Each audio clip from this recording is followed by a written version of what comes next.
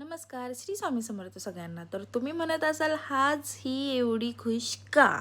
कारण मी चालली आहे माझ्या माहेरी. माहेरी जायचं म्हटल्यावर तुम्हाला तर माहीत असेल मुली किती खुश असतात. 10पर्यंत होणारी कामं 8लाच होऊन जातात, बरोबर ना? कारण माहेर एक असं ठिकाण आहे तिथे मुली बिनधास्तपणे वावरू शकतात. तर तिथे एक येणार आहे माझ्यासाठी स्पेशल व्यक्ती. त्या व्यक्तीला मी चालली आहे भेटायला आणि ती स्पेशल व्यक्ती कोण आहे ते तुम्हाला तर मी दाखवणारच आहे.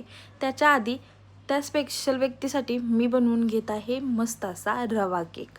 आणि हा रवा केक खायला तर इतका छान लागतोच, पण टिकायलासुद्धा 4-5 दिवस तर तुम्ही ह्याला खाऊच शकता.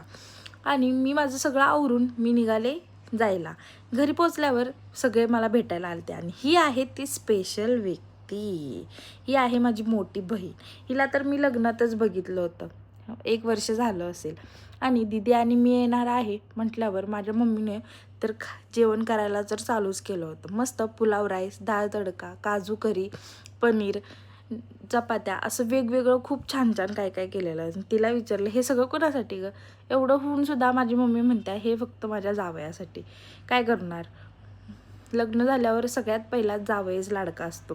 इथं आम्ही सगळ्यांना जेवण वगैरे वाढून घेतलं मस्त आणि सगळे जेवायला बसलो. माहेरी गेल्यावर कितीही काम लागलं तरी काय वाटत नाही, कारण का सगळी कामं सगळे मिळून करतात. त्या झाल्यानंतर आम्ही मस्त असे फोटो वगैरे काढले आणि दिवस झाला दुसरा चालू. जायची वेळ आली. दीदी म्हटली चल आपण फोटो काढूया, परत 1 वर्ष काय आपण भेटणार नाही. मग फोटो काढून पिल्लांचे फोटो काढले. सगळ्यांचा निरोप घेऊन आम्ही निघालो. व्हिडिओ आवडला असेल तर लाईक कमेंट करा. बाय.